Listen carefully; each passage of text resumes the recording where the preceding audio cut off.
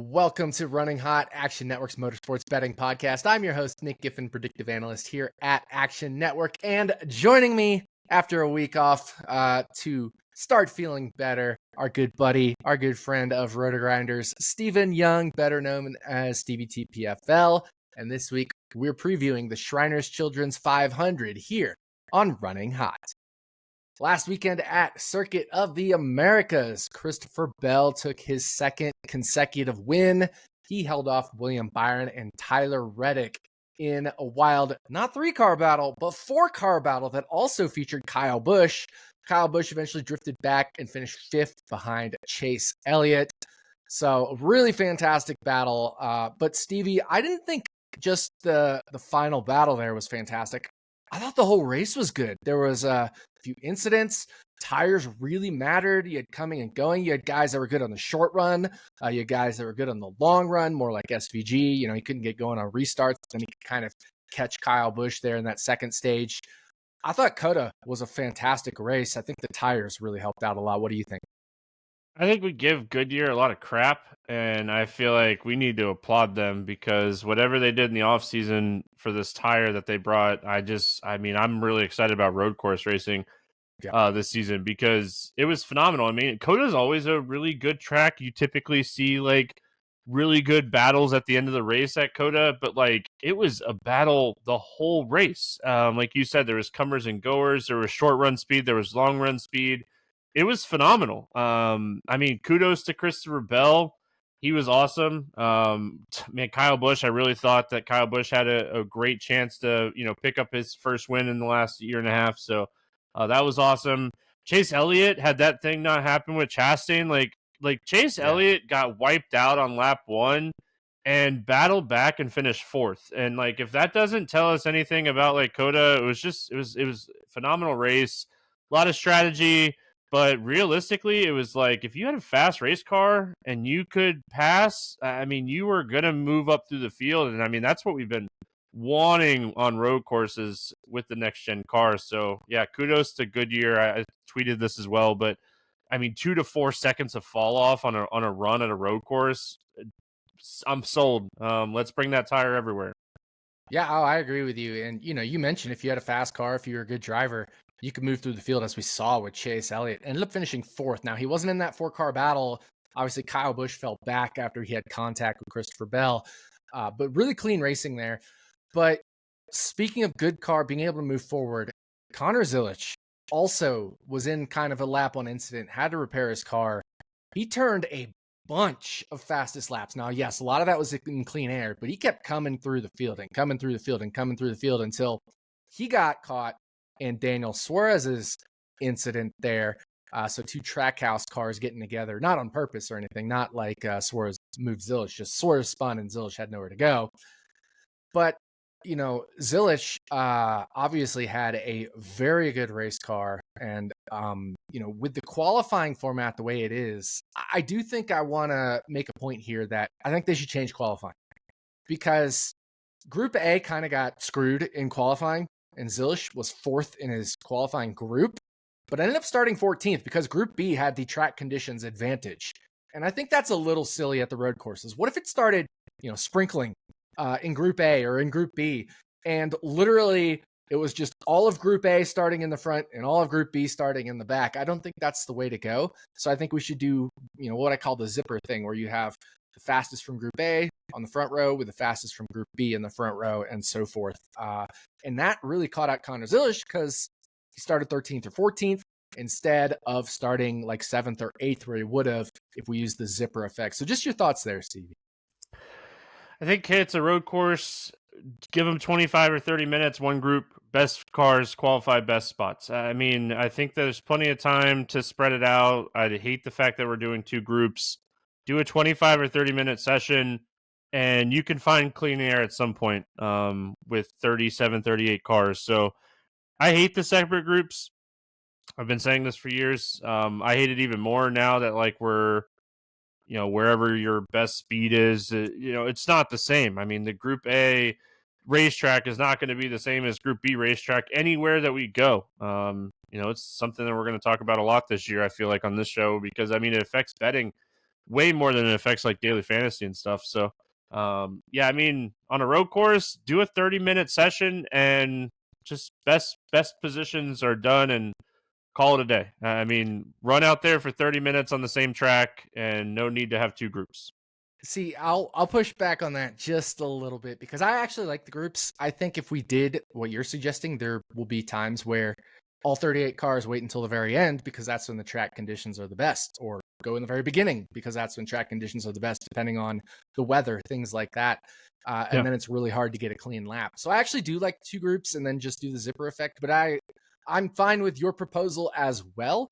I just don't like the current format where one group can clearly have an advantage over the other group, and you're just at the mercy of what group you happen to fall in by, the random metric that NASCAR uses. So definitely would like to see a change there because I think Connor Zilisch got a little burned by that, but that's something to keep in mind for the next road course race as well, because Zilisch will be doing more than just Circuit of the Americas this year. But we are on to Phoenix. Phoenix International Raceway is a 1 mile track, relatively flat bank. It gets up to about 10, 11 degrees in banking. But overall, we kind of classify it as a short flat track since it's a mile or less, and it's on the flatter side of banking. Phoenix, of course, does play host to the championship race as well. And I do think there is an important distinction to be made between the championship race and the spring race because there's a lot of different agendas going on. So talk about racing at Phoenix, but more specifically, talk about racing at Phoenix in the spring. Yeah, I mean, like you said, it's two completely different races. One, conditions of the racetrack way different in the spring and the fall, and two, you have four drivers competing for a championship in the fall, and then you have four drivers that just got eliminated, and you have 8 cars that have been worked on for a month and a half. So I think that is kind of a huge difference. And I mean, when you get eliminated from the playoffs and you know that the championship race is coming back to Phoenix next year, you're going to be testing stuff. So I think that when you're looking at the spring data, you have to look at a lot of the spring data for this racetrack. And I think you got to kind of mix it in there with the fall data as well, because I mean, there was drivers last year that had a lot of speed. But I mean, think about the Tyler Reddick pass where he went like 4 wide on the outside of Chris Buescher. Chris Buescher could have wrecked Tyler Reddick had Tyler Reddick not been in the championship 4. And I mean, it really hurt Chris Buescher. Chris Buescher lost like 6 spots because he let off and didn't wreck Tyler Reddick. So way different racing in the spring and the fall at Phoenix. And it's more of, I mean, at the end of the day, you're going to respect the championship 4 a lot more than you are in the spring when everyone wants to go out there and get their, first win of the season. Yeah, I agree with you. I mean, you mentioned Chris Buescher specifically. There's just also different agendas when you get to the championship race. You have the championship 4, you have their teammates or their alliances, but then you have guys like Chris Buescher who, yeah, I mean, sure, there were 2 Fords fighting for the championship, but he's not really exactly teammates with Joey Logano or Ryan Blaney. So he kind of has his own agenda, the RFK agenda, and their agenda is to test and figure things out for next year. So a lot of different agendas. So I think when I'm handicapping this race, I'm not discounting the championship race like completely, but certainly you want to give a little bit less weight to it. And I'm really looking at what happened in this particular race, the Shriners Children's 500 last year, because that spring race is it's much more wide open. And we've seen this throughout the next gen era. I mean, we saw Chase Briscoe win the first next gen race at Phoenix. Then we saw William Byron in 2023. And last year we saw Christopher Bell going away with the new Toyota body. But now we have an extra year with the Toyota body, an extra year with the Ford body. And I do think things will close up a little bit because Christopher Bell clearly had an advantage last year in that first Phoenix race. And he's still going to have an advantage. He's Christopher Bell. He's Phoenix. He's in a Toyota. But I think the gap will close a little bit as these teams learn a little bit more and play catch up to Christopher Bell there. So I just think this is a spot where you kind of got to weigh first Phoenix a lot more than second Phoenix throughout the next gen era here. But Steve, we can't just use Phoenix, right? So what else are we doing to kind of build a sample size here? Maybe other tracks or year-to-date performance or equipment, things like that. It's tough year to date. I mean, we're going into this race with 2 super speedway races and a road course, so Yeah. I don't know if we really have much data outside of like the Clash, No, but we're not weighing the Clash. I'm not not weighing the really. Clash in this. So, No. I mean, I'm looking at Richmond too on top of Phoenix. It's the same option tire that you and I will talk about here in just a minute. But Richmond 2 had the option tire. New Hampshire is a really good comp for Phoenix as far as like tire and how it is like a flat bank racetrack. And then I'll throw in a little bit of Iowa and a little bit of Gateway data as well with my Phoenix data. I don't typically include like Martinsville because Martinsville is just such a unique racetrack and it's just a Mhm. different type of racetrack, even though it's a short flat. And Nashville, a little bit longer, a little bit more tire wear. So I Concrete. don't use Nashville as much either. So Richmond to New Hampshire, probably my 2 favorite comps. And then I'll throw in a little bit of Gateway and Iowa as well.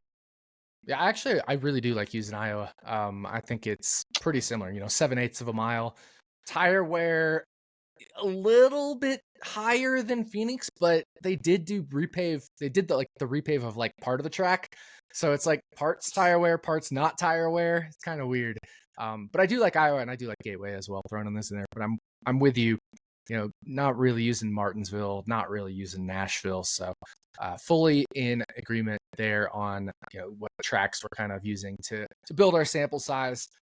Finally, the major thing coming into Phoenix as far as racing this weekend is going to be the option tire. So NASCAR has said that teams will get to use the option tire and must use the option tire at some point in the race, kind of like we saw at Richmond last year, for example. We also saw the option tire in the All-Star race at North Wilkesboro. So we've seen this option tire before, but the question is, how is it going to affect the racing? How are you using, just the fact that we're running the option tire here to maybe tweak or adjust things a little bit for Phoenix? Yeah, I mean, it's only 2 sets. So it's not like we're getting 5 sets. I mean, you're going to use Yeah. one throughout the race for a strategy track position type of call, and then you're going to save the set for the end of the race. I mean, Mhm. that's how I have it playing out in my head. It's what we saw at Richmond 2 last year. But I mean, if we think back to Richmond 2, Austin Dillon won that race. In a crazy fashion. He won that race, Yeah. but I mean, he was a top 5 car in speed, and a lot of that had to do with using the option tires at the right moment. So the option tire matters, I think, a little bit, but at the end of the day, with only 2 sets, if it was 5 sets and like we were really like getting a large amount of tire sets, it'd be like, all right, well, I want the fast cars that might have the short run speed that, can gain a lot. But with only 2 sets, I mean, at one point in the race, teams are going to put the option tires on and then they're going to be down the set of option tires compared to everybody else. And I think that from what we saw at Richmond and in the All-Star race, like teams are going to leave that second set of option tires in the pit stall until the final pit stop or wait for the final caution. I mean, if you're running like 15th, we might get a top 10 out of a driver that saves a set and there's a caution that comes out with 20 laps to go and they're able to gain, 15 plus spots at the end of the race because they have a set of option tires. So, I mean, it matters for sure. The option tire is a lot faster than the prime tire or whatever the heck they're calling it this year. Um, but at the end of the day, with only having 2 sets of the option tires, I'm not going to weigh it as heavily as I would if it was going to be like 5 sets. Last year at Richmond, it was 3 sets, and it opened up strategy. Personally, I like the option tire. I wish they would just give them 5 sets and give them 5 sets of the prime, and whoever wants to go out and burn up all their tires early and add like the strategy aspect. But I mean, if the option tire is awesome and the fall off is awesome, I wouldn't be shocked if we come to Phoenix for the championship with just the option tire and not the prime tire at all. Yeah, I agree with that. One thing I do think that it could make a little bit of difference on is if we get that like perfect yellow where you probably just need to run the option to the end. who can manage those option tires the best, and that turns into almost more of a fall off style track. Phoenix is not really Yeah. a tire fall off track, but it was repaved, I think, back in like 2012 or something, and then when they put in the dog leg, kind of kicked it out a little further, and so where teams cut off the dog leg. So it is getting towards medium tire wear, and then if you add on the option, you could also almost make a case that it's on the higher tire wear side. Then you're looking at some drivers that are really good on these high tire wear tracks that could potentially be a little undervalued. I'm not saying it's a massive edge or anything, but when you're sports betting, you got to look for any little advantages you can get. And I think that's one thing where, if we look at drivers that are consistently good at high tire wear tracks, for example, a Brad Keselowski, I think that's a spot where, even if it's a 1 or 2% chance of happening, that's 1 or 2% more likely that a driver like a Keselowski could have a good result. So that's one thing I'm keeping in mind. Any other intangibles before we get to our bets? No, I mean, not really. I mean, again, I think you can kind of look at Richmond too, and where people use the option tire, and like keep your mind open for practice and see if anybody kind of struggles in qualifying. And I think most teams will start with the prime tire on, but I mean, if you get a driver that is starting 12th or 13th with the option tire instead of the prime tire, don't be afraid to like fire a stage 1 bet on someone like that if you're getting good odds. So I think that if anything, this might be a fun week to kind of live bet the race based on like what you're kind of watching with the tire data. And I think you'll have a good idea after practice, like who's fast on both tires. And I think you and I are going to kind of agree that we think it's going to be Toyota, and we think it's going to be, Ford's going to have some speed this weekend. So, I mean, this, if anything, intangible wise, maybe it's a fun week to live bet. I agree with you. You mentioned practice a couple times in there. One thing I will say, make sure you subscribe to the Roto Grinders package, because we just started implementing not only your practice data, but my practice flags. So flags, FLAGS, field level adjusted green speed. That is a metric I've developed to analyze lap by lap data, usually in race, but we can also use it in practice as well. So we have practice flags in the Roto Grinders package there.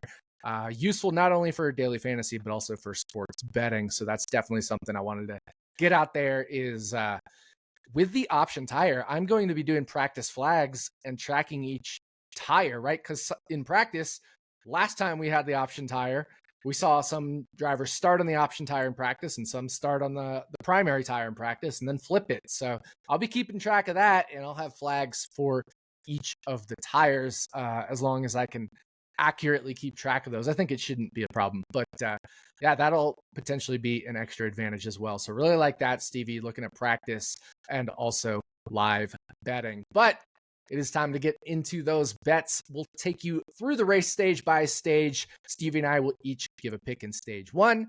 Then we'll give another pick in stage 2 and a wrap up stage 3. We will end up in victory lane with our combined favorite bet.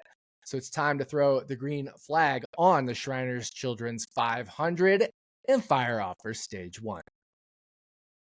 First stage, Stevie, what do you have for us? Looks like we talked about Toyota and Ford. Looks like you're on a Toyota here. Yeah, I mean, it wouldn't be me on the podcast if I wasn't talking about Ty Gibbs. Listen, I'm not betting his outright this time. I debated on it. It's 25-1. My model wanted it to be closer to like 35-1. My model is not showing a ton of value at all this week, just in general. Same. So I'm going to be making a lot of bets, like probably post qualifying, hoping that some value opens up that way. But yeah, I mean, Ty Gibbs, top 10, plus 135. He ranked 12th in speed on short flat tracks last season, ranked 5th in speed last spring race. We talked a lot about the spring race, comparing it. Qualified 6th in the fall race and was out of the race in the first 5 laps. Just got put 4 wide at one point early in the race, hit the wall. Something broke and he snapped right and going in a corner and was out of the race really early. So, I mean, he finished third best average running position last spring, very fast in the spring. I think Ty Gibbs is going to have a fast race car, good on short flat tracks in the Cup Series and the Xfinity Series. So I'm definitely jumping on this top 10 at plus 135. Yeah, it's definitely hard to go wrong with a driver who finished third in this race last year. Ty Gibbs is a driver, and you look at his Xfinity results. Dominated and won the championship at Phoenix a couple years ago. He's a guy that is, wide range of outcomes, which helps his upside, but also hurts, his downside. So he's really hard to deal with. So I think it is a really nice, safe way to play him as a top 10 bet. So top 10 plus 135 on Ty Gibbs makes a lot of sense. For my stage 1 pick, I'm going a little interesting here, Stevie. Now, we love to do manufacturer bets. I know you do them most weeks, not Most all weeks, but yeah. a lot of weeks. Yeah. Yeah. And I couldn't settle on one manufacturer. So, and there isn't yes, no bets out there on each manufacturer. So I'm taking what's the equivalent of a no on Chevy, and I'm saying yes on Toyota and yes on Ford as the winning manufacturer. Now, Toyota, you can get at plus 160 at multiple books. ESPN, Caesars, DraftKings at the time of this recording is plus 160. And I'm going to take Ford as the winning manufacturer. Also at ESPN, Caesar, or Bet365, you can get those at plus 230. Now, if you size these right, this comes out to the equivalent of fading Chevy at like minus 155, which is what I like doing. So let me just give the analysis, then I'll explain, my unit sizes on these. But Toyota last year in the first race here, which again, I consider to be the more important of the two Phoenix races when we're analyzing bets for this race, led all but 14 laps in that first race. And crazy enough, Stevie, Martin Truex Jr., Ty Gibbs, Denny Hamlin, Tyler Reddick, and Christopher Bell. That's 5 drivers. Each led at least 55 laps. That's 5 Toyota drivers leading at least 55 laps each. Now, we don't have Martin Truex Jr., but we have Chase Briscoe. And Phoenix is one of Chase Briscoe's better tracks. Yep. And now he replaces Truex and gets an upgrade in equipment. So I don't see any reason we should downgrade Toyota there from going from Truex to Briscoe. So I love Toyota winning manufacturer plus 160, but I also like Ford. We know Penske has won 2 of the last 3 championship races here. So the second Phoenix race, and they've won the last 3 championships here. They obviously, Ross Chastain won a race where Ryan Blaney won a championship. So Ryan Blaney didn't win the race outright, but he still won the championship by finishing second. So Penske just absolutely dominant here. We actually heard Kyle Larson, basically say if the championship just continues to be at Phoenix, it's just going to be Penske winning the championships as long as they put a driver in the championship race. They have it figured out here. Well, Ford also includes, I should say Penske also includes the Penske affiliate, Wood Brothers Racing, which now has a capable driver. Love Harrison Burton. He's a fun kid, but he was not capable of winning Phoenix. Josh Berry is capable of winning Phoenix. Josh Berry specializes in these shorter, flatter tracks. He's had a good run here when he was in that Hendrick Motorsports car, filling in for an injured Chase Elliott at Phoenix. And Josh Berry is now in a Penske affiliate in that Wood Brothers car. So I actually bet Josh Berry outright at 50-1 when lines opened. And then we got more Fords. We got Roush Fenway Keselowski. They finished 2nd and 4th in this exact race last year. The RFK cars had a ton of speed. I think in the second Phoenix race, the championship race, right? Neither Chris Buescher nor Brad Keselowski was in the championship 4. They're not really out there to help Joe Logano and Brad and I should say Ryan Blaney. They're there to test. And you have mentioned this multiple times the past 2 years. Every time RFK gets eliminated, they go into testing mode in the playoffs. So they were definitely in testing mode, figuring things out. And even then, Chris Buescher still had to back out of it and give up 6 spots to Tyler Reddick. So, I think I'm very high on RFK, Roush Fenway Keselowski. So I love taking Ford as a winning manufacturer here as well. So what I'm doing, I'm putting 0.56 units on Toyota and 0.44 units on Ford. So that equals 1 unit total. And if one of the 2 hits, you make just under half a unit of profit. So again, it's essentially like taking Chevy not to be the winning manufacturer at -155. Your thoughts on that, kind of style of betting there, Stevie?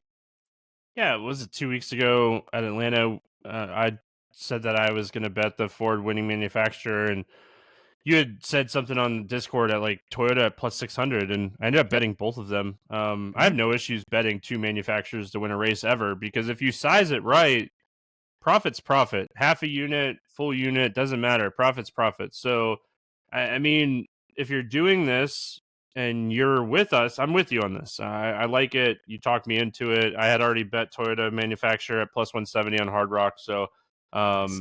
I'm in. So, for all the reasons that you said, I love Toyota this weekend. One, Briscoe, one of his best tracks is Phoenix. And two, Denny Hamlin and Christopher Bell might be the two best on short flat tracks in NASCAR. So, Yep. I mean, and then you're just kind of hedging yourself with Penske and RFK. So yeah, And I I have no really love getting issues. Josh Berry. I like, so that Yeah, to me adds is a enough win huge upgrade. That's a probability. Yeah. huge upgrade. Yeah, Harrison Burton's win probability here was basically 0%. Josh Berry's win probability, I have closer to 3%. So, that is a massive 3% upgrade we're getting in Ford's winning probability here just from that one car. Yep. So I like that a lot. And, I'm going to be betting both and hoping win one wins. And my model has value on both. And let's look at Chevy, right? Like who's going to win on Chevy? Yeah, Kyle Larson's great here. Yeah, William Byron's great here. Bowman hasn't been so amazing. I do have some things I like about Bowman this weekend. Chase Elliott, outside of his championship race, in a previous car, hasn't really done a ton here. Ross Chastain's been very good here. I'll give you that. But that's kind of it. Maybe a little bit of Kyle Busch. It's really hard for me to see a deep Chevy bench here in terms of winning this race. So for me, this is more a fade on Chevy just because I really like Toyota and Ford here. So stage one bets, Stevie is taking Ty Gibbs for a top 10 finish at +135. And I'm taking both Toyota and Ford as the winning manufacturer, sizing my bets right to make about half a unit profit if one of those two manufacturer wins. So we took the green and white checkered on stage one, and we're going to fill up, get some new tires, and fire off for stage two. Second stage, Stevie, you're going from Toyota to Ford this time. What do you have? Yeah, another top 10 bet that my model is really close on showing value. And I like this one. It's Chris Buescher, top 10 at even money, so +100. Top 10 in 3 straight Phoenix races for the last 6. Ranks 9th in speed at Phoenix with the next gen car. 10.7 average finish with 4 top 10 finishes on the 7 short flat tracks last season. And 8th in driver rating in Phoenix 2024. So, like, there's no reason this guy should be plus money for a top 10. This is a fantastic racetrack for him. We talked about really kind of letting off the gas and losing a bunch of spots last year with Tyler Reddick, to start the final stage. And again, RFK, it's no secret at this point. I mean, when they get eliminated, they test. And they start the season a lot stronger than they did the year before. So, love the fact that Ryan Preece is in this camp as well. Ryan Preece is a very good short flat track racer. And like you talked about tire wear, well, Chris Buescher and Brad Keselowski are excellent at high tire wear racetracks. So everything just kind of sets up for Buescher this week. I really like his top 10. Really thought about betting him. He's one that I definitely have as like a outright that's circled to see what happens with practice and qualifying. But here on Wednesday, early in the week, I'm just taking his top 10 at +20. Yeah, I fully am on board with this. I haven't taken it yet myself. I might actually have to because you're convincing me, and I'm convincing myself. You mentioned how good RFK was at the beginning of the season, especially Chris Buescher. If you look after Daytona last year in Atlanta, well, he had a DNF at Vegas. He was 37th, but he was running inside the top 10. Second at Phoenix, 7th at Bristol, 8th at Coda, 9th at Richmond, right out of the gate. After that incident at Las Vegas last year. Another little hidden factor here, we talk about that option tire, and we ran the option tire last year at Richmond and at North Wilkesboro. Well, Richmond, really high tire wear track to begin with, but North Wilkesboro is newly repaved, so closer to a Phoenix tire wear.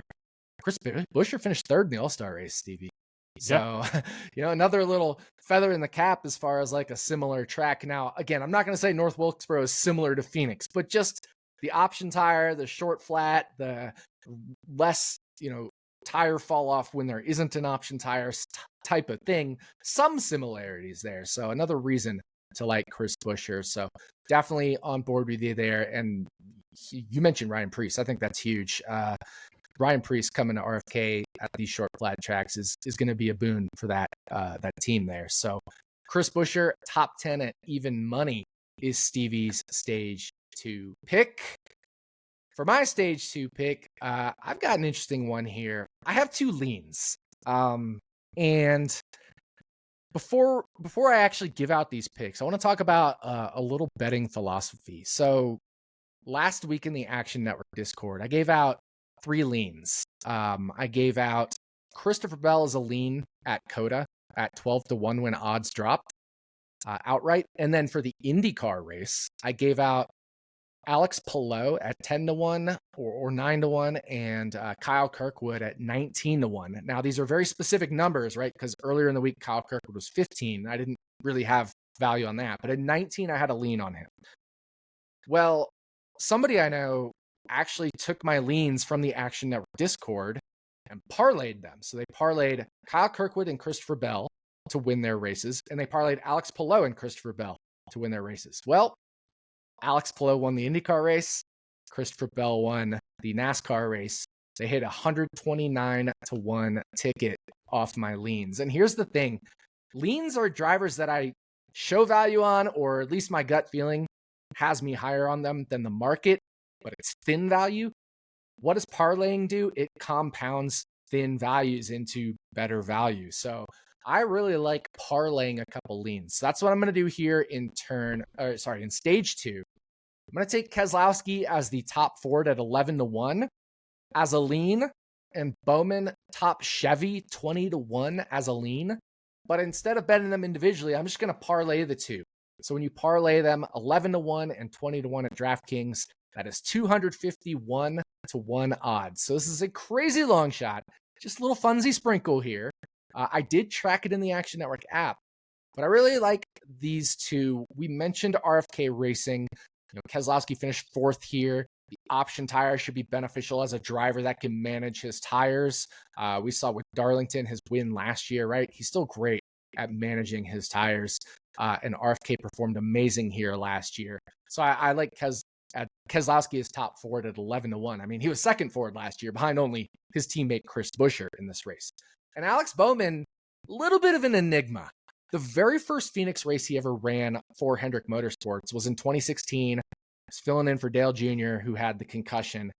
Alex Bowman dominated Phoenix. Unfortunately, didn't win because I think Joey Logano wrecked him on a late restart. Still finished 6th.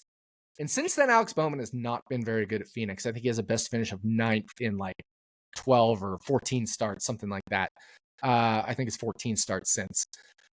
Well, the high tire wear option tire is the exact thing I'm talking about, Steve. When I'm saying these 1 or 2% extra type situations, Alex Bowman is another high tire wear driver we've mentioned many times on the podcast.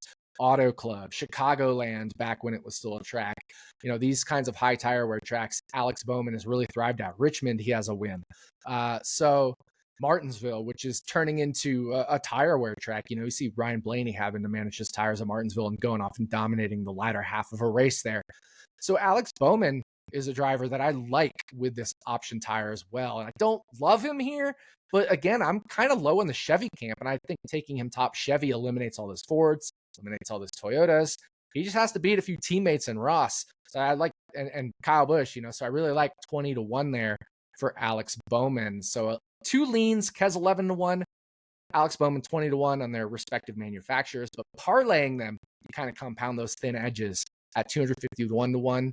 That is my stage 2 bet. I like it. 250-1. Those are fun bets. Those are you had me at funsy bet. Yep. I'm in. Yeah. It's just my math brain at work, right? I'm Oh, a yeah. math guy and a numbers guy, and I say, man, I have value on Kaz, man, I have value on Bowman. Both are kind of thin. How do I work them in? Parlay them, have a little fun, right? Oh, You yeah. can spend $10 at the movies, or you can spend $10 rooting for Alex Bowman and Brad Keselowski. I think that's the way I prefer to spend my $10. So we've completed stage 2, and we're gonna finish stage 3 as always in Victory Lane with our Victory Lane pick. Stevie, what do we have for Victory Lane?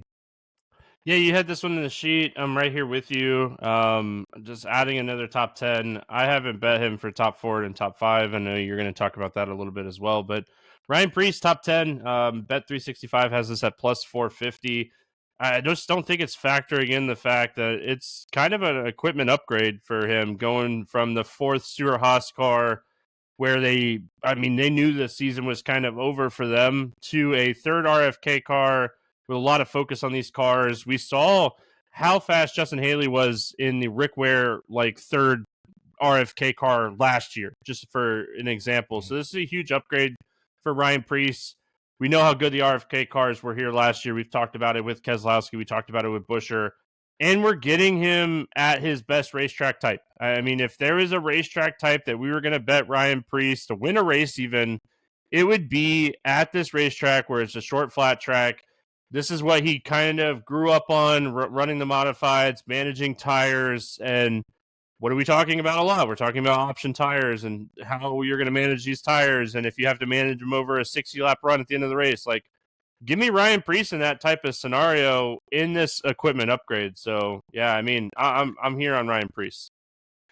This to me is just an absolutely monstrous upgrade, because if you look at Ryan Preece in 2023, when Stewart Haas Racing, still thought they were going to be racing in 2024, and they did, he finished 12th and 14th, right? Yep. And in 2024, Stewart Haas Racing, let's be real, they kind of just mailed it in. If you look at the championship standings, aside from Chase Briscoe's win at Darlington, had he not won that, he finishes outside the top 16 in the standings.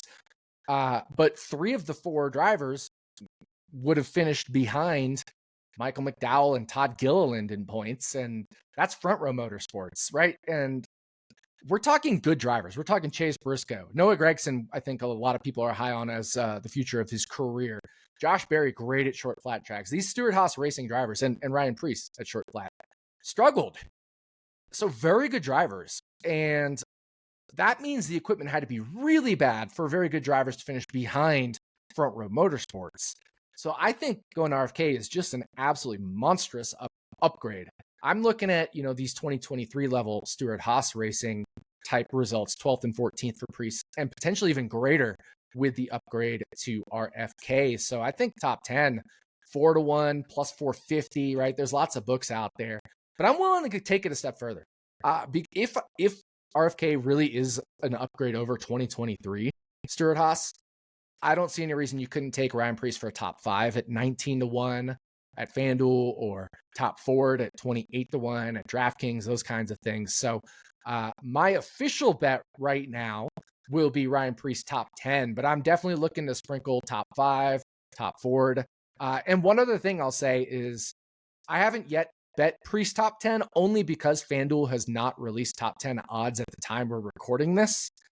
If top 10 odds come out at FanDuel, by the time this podcast gets edited and released overnight, I would expect FanDuel to have the longest odds on his top 10, maybe something like 5, 5.5, 6-1, considering they have the longest odds on his win, his top 3, and his top 5.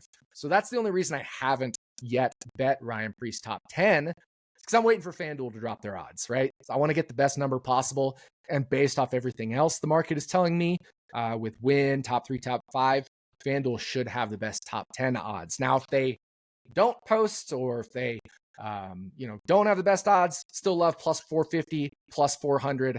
I'll take those if and when FanDuel posts their top 10. So Victory Lane pick is Ryan Preece top 10. Get it at least 4-1 at multiple places. Also, definitely leaning top 4 and top 5 as well. So that'll do it for us. Thank you for listening to the Shriners Children's 500 episode of Running Hot. Action Network's Motorsports Betting Podcast. If you'd like to tail some of the bets we discussed today, look for the quick slip link in the podcast and video descriptions, or go to actionnetwork.com/betnow. We'll be back next week to talk bets for the Pennzoil 400 at Las Vegas Motor Speedway. On behalf of my co-host, Stephen Young, thanks again for listening. We'll see you back here next week on Running Hot from Action Network.